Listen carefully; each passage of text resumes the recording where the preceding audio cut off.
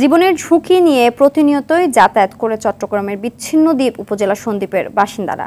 জোয়ার ভাটা স্রোতের অনুকূল প্রতিকূল অবস্থায় যে কোনো সময় বিপদ ঘটার আশঙ্কায় থাকতে হয় তাদের।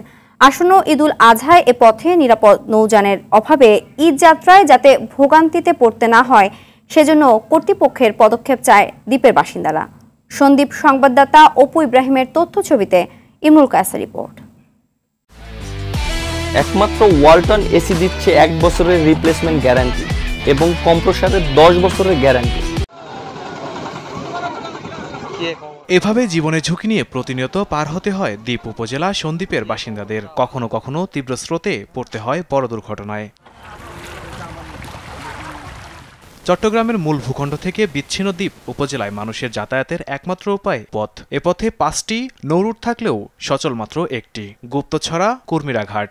বিআইডব্লিউটি এর একটি মাত্র জাহাজ এ পথে চলায় ব্যবহার করতে হয় স্পিডবোট, মালবোট ও কাঠের বোট। ফলে জীবন ঝুঁকি নিয়ে যাতায়াত করতে হয় যাত্রীদের, পড়তে হয় চরম ভোগান্তিতে। নারীদের জন্য একটা নিরাপদ ব্যবস্থা থাকা দরকার সবচেয়ে।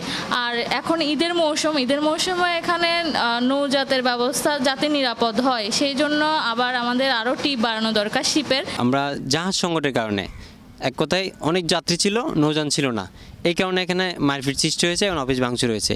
অন্তত ঈদের সময় যাতে 2 ট্রিপ দেওয়া হয়। ঈদকে ঘিরে জাহাজের ট্রিপ বাড়ানোর কথা জানান এই কর্মকর্তা। আমাদের উদ্যোগ আছে, আমরা থেকে অর্থাৎ ঈদের 3 দিন আগে না, তারও আগের থেকে আমরা ডাবল ট্রিপ শুরু করে দিব এবং এটা এইভাবে অশান্ত মৌসুম শেষ না হওয়া পর্যন্ত এভাবে চলতে থাকবে। নৌপথে দুর্ভোগ লাঘবে সরকার কাজ করছে বলে জানায় উপজেলা নির্বাহী কর্মকর্তা।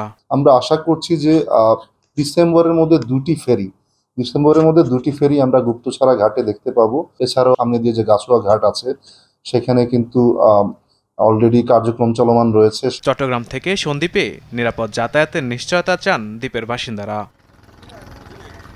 ইমরুল কায়েস, RTV।